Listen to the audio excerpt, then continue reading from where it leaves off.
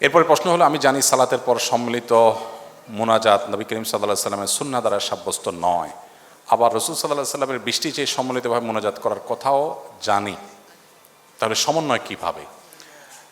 খুব দরকারি প্রশ্ন। আমি একবার ঢাকায় বৃষ্টি হচ্ছিল না গেল বছর, তার আগের বছর, তখন আমাদের ফাউন্ডেশন অফিসের পাশে আফতাবনগরে আমরা বৃষ্টি প্রার্থনার নামাজ পড়েছি।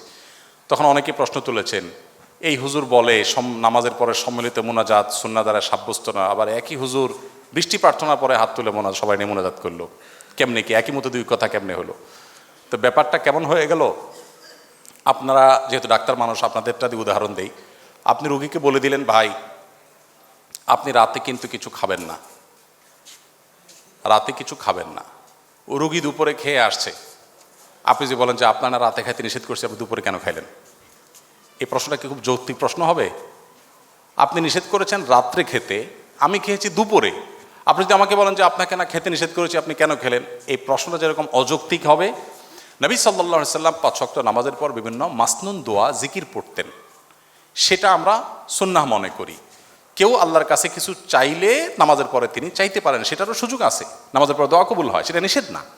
কিন্তু এটাকে যদি পার্ট অফ সালাহ বানিয়ে নেওয়া হয়, যে সবাই মিলে আমরা একসাথে মোনাজাত করব, মোনাজাত না করলে হুজুরের চাকরি থাকবে না, এই ট্র্যাডিশনাল দোয়া যদি আমরা বানিয়ে নেই, এটাকে নামাজের অংশ যদি বানিয়ে নেই, তাহলে সেটা বিদআত হবে, সেটা সুন্নাহ দ্বারা সাব্যস্ত হবে না।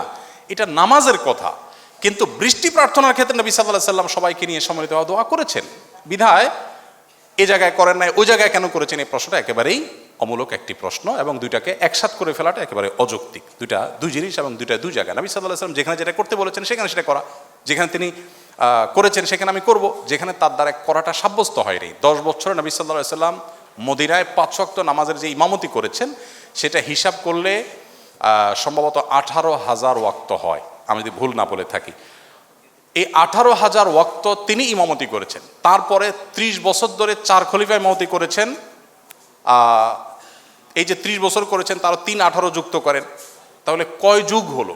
এত যুগে নামাজের পর সাহাবীদেরকে সাথে নিয়ে তিনি যদি আমাদের মতো এরকম ট্র্যাডিশনাল মোনাজাতে অভ্যস্ত থাকতেন, কি পরিমাণ হাদিসে সেটার বর্ণনা আসতো, সেটা বলার অপেক্ষা রাখেন। অথচ আপনি সালাত সংক্রান্ত ইসলাম ফাউন্ডেশন থেকে অনুবাদ হওয়া বইগুলো নেন, হাদিসের গ্রন্থগুলো খোলেন, কোথাও এটা দেখতে পাবেন না। নামাজের পর কেউ যদি আল্লাহর কাছে দোয়া করা নিষিদ্ধ নয়, কে এটাকে নামাজের অংশ মনে না করলে সেটাও নিষিদ্ধ নয়। আমরা এটা আবার ভুল না বুঝে নামাজের পর দোয়া করা যাবে না, দোয়া তো অবশ্যই করা যাবে, কিন্তু এটাকে আমরা যে ট্র্যাডিশন বানিয়ে নিয়েছি, এটা আসলে হাদিসে ভাবে করতে বলা হয়নি। কিন্তু বৃষ্টি প্রার্থনার ক্ষেত্রে বলা হয়েছে, অতএব ওখানে বলা হলে এখানে কেন বলা হবে না, এই প্রশ্ন একেবারে অযৌক্তিক। দুই জায়গায়। আমি নিয়মিত নামাজ রোজা করার চেষ্টা করি, অন্তত করে 1 ওয়াক্ত কোরআন শরীফও পড়ি, কিন্তু মাঝে মধ্যে এমন হয় যে আমার আবার নামাজ পড়তে ইচ্ছা করে না। এমন না যে সেই সময় আমি আল্লাহর নাম নেই না, জিকির করি না, সবই করছি, আল্লাহর কাছে ক্ষমা চাইছি, সবই করছি। আমার শুধু নিজ আগ্রহ থেকে নামাজটা পড়তে ইচ্ছা করে না, এমনটা আগে হয়নি, ইদানিং এরকম হচ্ছে। অনেক দীর্ঘ আলোচনা করা দরকার, শুধু সংক্ষেপে এটুকু বলবো, নামাজের অন্তর্নিহিত তাৎপর্য নিয়ে অনেক বই আছে, আপনি এরকম একটা বই পড়েন। নামাজটা এটা আসলে গতানুগতিক কোনো বিষয় না। এখন আপনারা নিজেরা ডাক্তাররা, অনেক গবেষকরা গবেষণা করে আপনারাই আমাদেরকে বলছেন যে নামাজের ভিতরে আমাদের রুকু করি, সিজদা করি, আমাদের যে ব্যায়াম হয়, শরীরে যে উপকারিতা হয়, এই যে নবী সাল্লাল্লাহু আলাইহি সাল্লাম রাতের খাবার আগে খাইতেন, তারপর এশার নামাজ পড়তে যেতেন, এশার নামাজ পড়তে গিয়ে আপনার সিঁড়ি ভাঙা, দূরে যাওয়া, মসজিদে যাওয়া, উঠবস করা, ডাইজেস্ট হয়ে যায়, এরপরে তিনি বিছানায় ঘুমোতে যেতেন।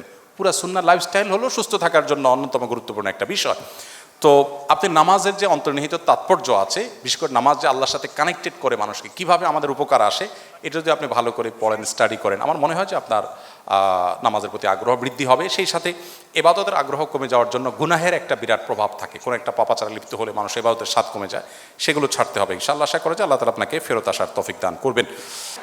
এরপরে প্রশ্ন হলো, কেউ হজ করতে শারীরিক বদলি হজের বিধান কি? বদলি হজের ক্ষেত্রে এমন ব্যক্তি নির্বাচন করা যাবে কি না যিনি নিজের হজ আদায় করেন নাই? না, যিনি নিজের হজ আদায় করেন না তিনি কারো বদলি হজ করতে পারবেন না। নবী সাল্লাল্লাহু আলাইহি ওয়াসাল্লামের একটি হাদিস আবু দাউদে বর্ণিত হয়েছে, এক ব্যক্তি হজ করছিলেন তার ভাই শুভরুমার পক্ষ থেকে। নবী সাল্লাল্লাহু আলাইহি ওয়াসাল্লাম তাকে বললেন, তুমি কি নিজের হজ করেছো? তিনি বলেছেন না। তখন বলেছেন, আগে তোমার হজ করো, তারপর তুমি আরেকজনের পক্ষ থেকে করবে। সো কেউ বদলি হজ করতে হলে নিজের হজটা আগে করা থাকতে হবে।